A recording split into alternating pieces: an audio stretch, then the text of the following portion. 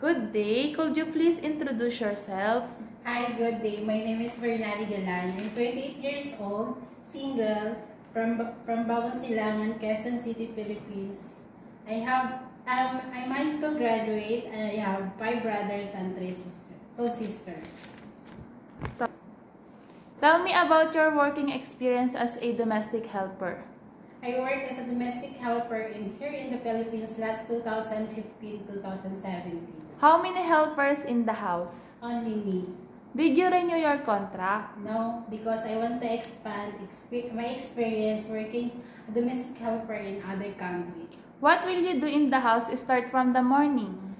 First, moms, I fix myself and then preparing food for my employer and then cleaning the house, including walls and windows and cleaning clothes, ironing, and sometimes I'm cleaning the car of my employee.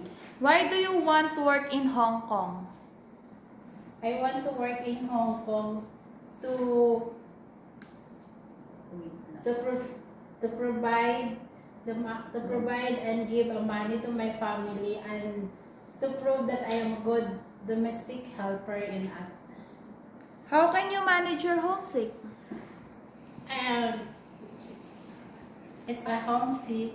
I can control my homesick by making busy myself on my work and then think about my goals in life so I can stay motivated so that I can.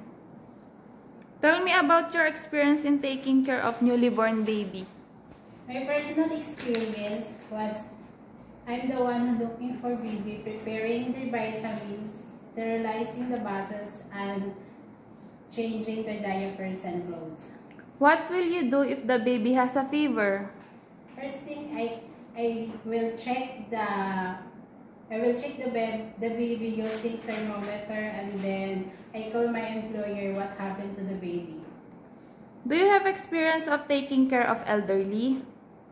My personal experience is taking care of elderly. I treat them like my parents and then I follow their orders and give them respect every time I talk to them.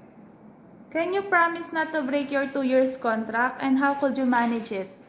I promise that I will not break my 2 years contract in my employer. I can manage it by showing positive attitude. Can you sing a song like nursery rhymes? Twinkle, twinkle, little star. Okay. Tell me about your cooking experience. My cooking experience is simple like Filipino food like steamed fish and fried rice, bihon, and noodles. But I'm willing to learn new dish so that can help to my employer. Tell me, what time do you sleep at night and what do you do before sleeping? Before I sleep at night when all my duties in house will done